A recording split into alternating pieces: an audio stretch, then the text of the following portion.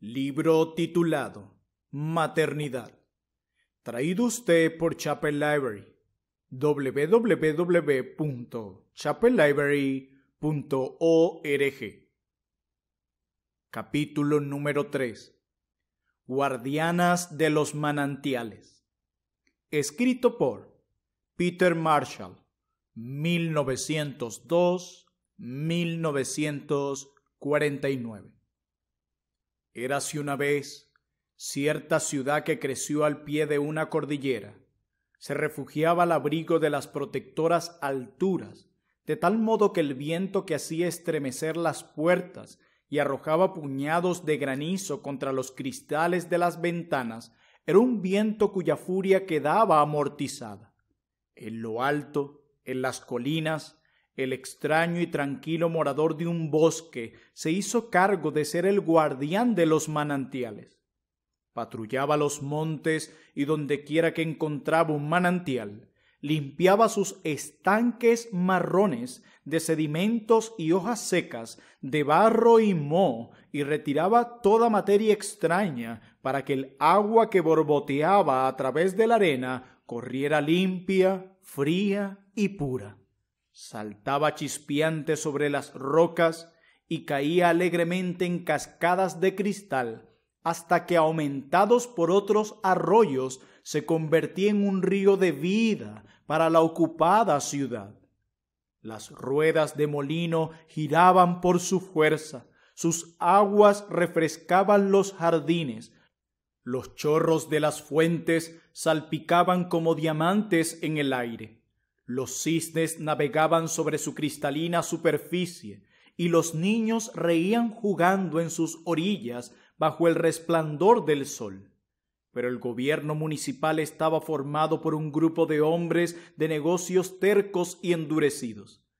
Examinaron el presupuesto municipal y descubrieron en él el salario del guardián de los manantiales. El tesorero preguntó: ¿por qué deberíamos pagar a este pintoresco guardabosque?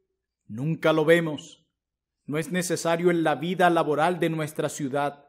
Si construimos un depósito justo por encima de la ciudad, podemos prescindir de sus servicios y ahorramos su salario. Por consiguiente, el gobierno municipal votó para deshacerse del coste innecesario del guardián de los manantiales y hacer un depósito de cemento. De modo que el guardián de los manantiales dejó de visitar los marrones estanques, pero observó desde las alturas mientras se construía el depósito. Una vez acabado, desde luego que no tardó en llenarse de agua, pero el agua no parecía la misma.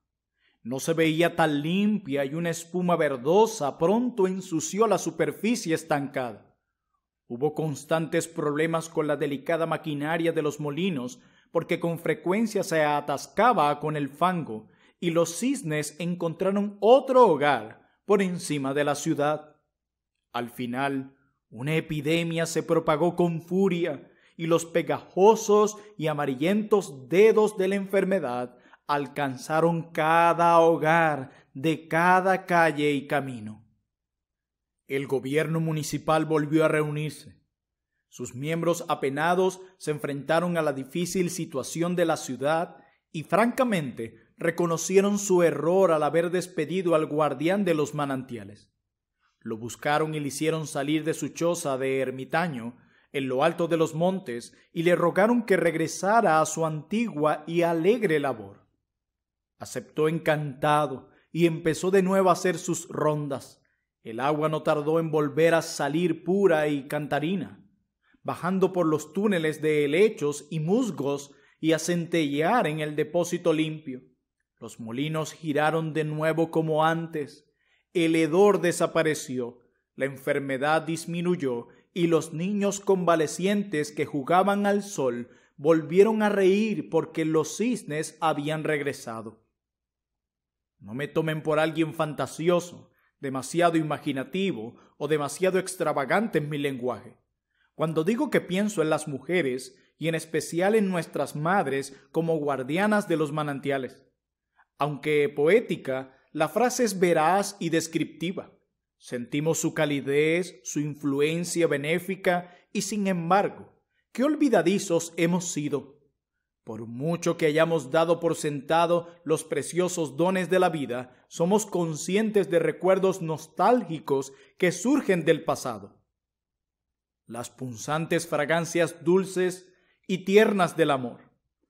Nada de lo dicho, ni de lo que se podría decir, o de lo que se dirá jamás, sería lo bastante elocuente, expresivo o adecuado para articular esa emoción peculiar que sentimos por nuestras madres. Por tanto, convertiré mi tributo en una súplica a las guardianas de los manantiales que desean ser fieles a sus tareas. En ningún tiempo ha habido mayor necesidad de guardianas de los manantiales, ni ha habido tantos manantiales contaminados que limpiar. Si el hogar falla, el país está condenado. El fracaso de la vida y la influencia familiar marcará el de la nación. Si las guardianas de los manantiales desertan de sus puestos o son infieles respecto a sus responsabilidades, la perspectiva futura de este país es desde luego muy negra. Esta generación necesita guardianas de los manantiales que sean lo bastante valientes para limpiar los manantiales que han sido contaminados. No es tarea fácil, tampoco es una labor popular, pero debe hacerse por el bien de los hijos y las jóvenes mujeres de hoy deben llevarla a cabo.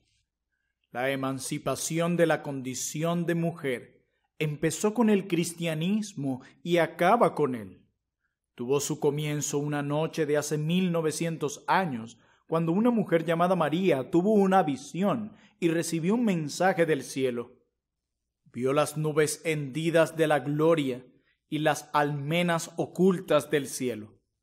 Escuchó el anuncio angelical de la noticia casi increíble. De todas las mujeres de la tierra, de todas las Marías de la historia, ella sería la única que llevaría por siempre entrelazada la rosa roja de la maternidad y la rosa blanca de la virginidad. Se le dijo que sería la madre del Salvador del mundo.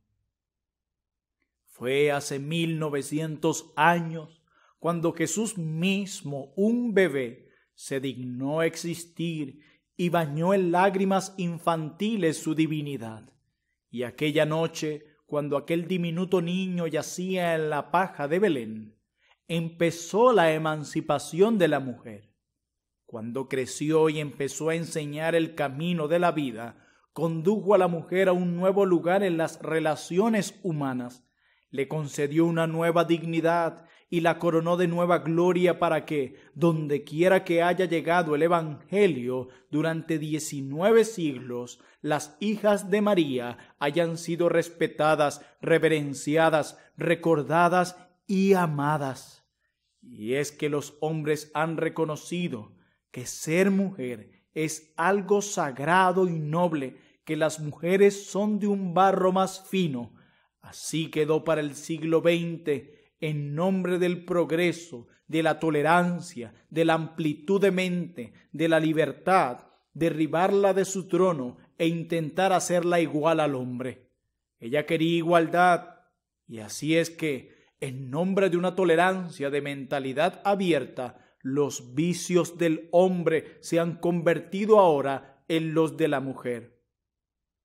La tolerancia del siglo XX ha ganado para la mujer el derecho a estar intoxicada, a que su aliento huela a alcohol, a fumar, a trabajar fuera de casa y a actuar como un hombre. ¿Acaso no es igual a él? Hoy lo llaman progreso, pero mañana, oh vosotras las guardianas de los manantiales, es necesario hacerles ver que esto no es progreso.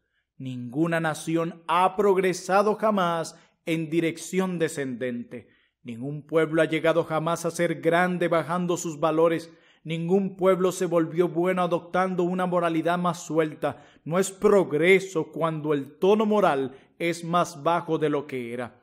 No es progreso cuando la pureza no es tan dulce, no es progreso cuando la feminidad ha perdido su fragancia. Sea lo que sea, no es progreso. Necesitamos guardianas de los manantiales que se den cuenta de que lo que es socialmente correcto puede no serlo moralmente. Esta generación ha visto emerger todo un nuevo tipo de feminidad de entre la desconcertante confusión de nuestro tiempo. Hoy en los Estados Unidos tenemos un nivel más alto de vida que en cualquier otro país o cualquier otro tiempo de la historia mundial. Tenemos más automóviles, más películas de cine, más teléfonos, más dinero, más orquestas de swing, más radios, más televisores, más clubes nocturnos, más crímenes y más divorcios que cualquier otra nación del mundo. Las madres modernas quieren que sus hijos disfruten de las ventajas de este nuevo día. Quieren, si es posible, que tengan un diploma universitario que colgar en la pared de su dormitorio. Y lo que muchas de ellas consideran igualmente importantes, la oferta para ingresar en una fraternidad o una hermandad de mujeres, están desesperadamente angustiadas porque sus hijas sean populares, aunque el precio no se llegue a considerar hasta que no sea demasiado tarde. En resumen, quieren que sus hijos tengan éxito, pero la definición habitual del éxito es ampliamente materialista en consonancia con la corriente de nuestro tiempo.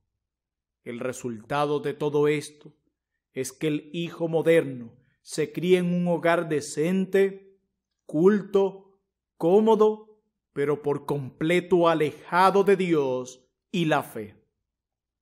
A nuestro alrededor, viviendo a la sombra misma de nuestras grandes iglesias y hermosas catedrales, los niños crecen sin una partícula de formación o influencia cristiana. Por lo general, los padres de hijos así han abandonado del todo la búsqueda de fundamentos en la fe.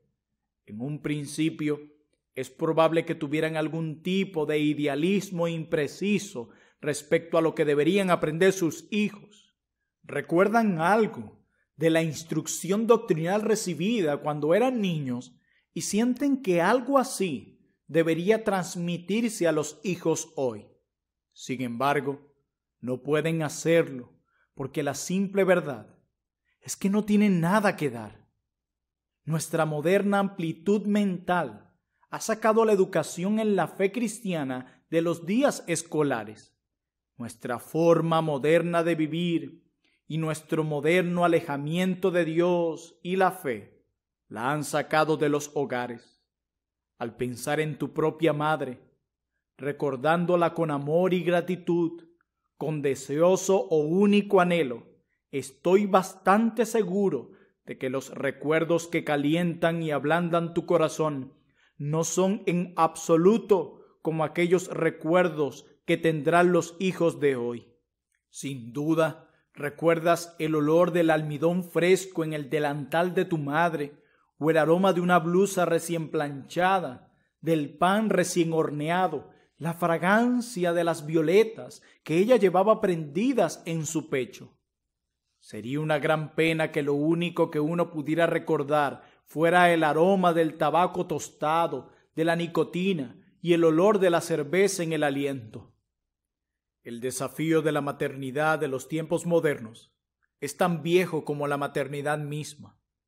Aunque la madre estadounidense promedia tiene ventajas que las mujeres pioneras nunca conocieron, ventajas materiales, como por ejemplo, educación, cultura, avances de la ciencia y la medicina. Aunque la madre moderna sabe mucho más sobre esterilización, dietas, salud, calorías, gérmenes, drogas, medicamentos y vitaminas de lo que sabía su madre, existe un tema sobre el que no tiene un conocimiento tan extenso, y se trata de Dios. El reto moderno para la maternidad es el desafío eterno, el de ser una madre piadosa. La frase misma suena extraña a nuestros oídos. Ahora no la oímos nunca.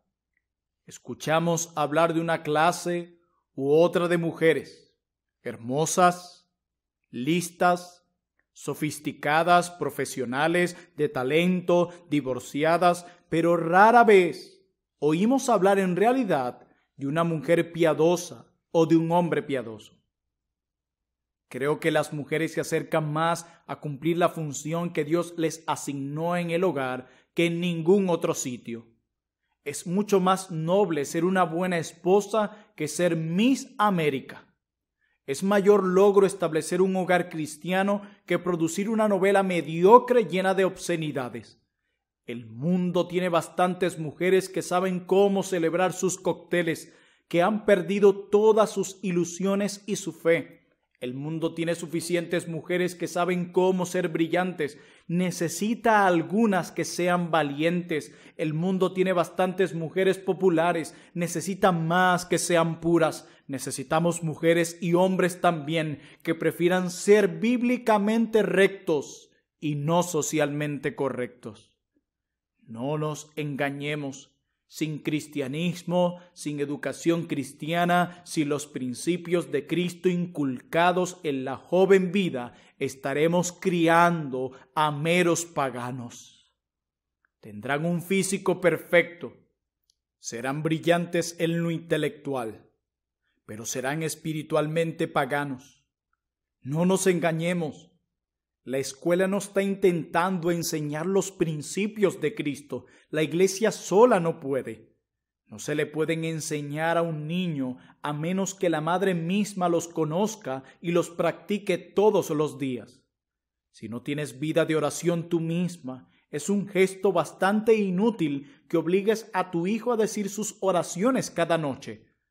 Si tú nunca entras a la iglesia, es más bien fútil que los envíes allí. Si has convertido las mentiras sociales en una práctica, te resultará difícil enseñarle a tu hijo a ser veraz.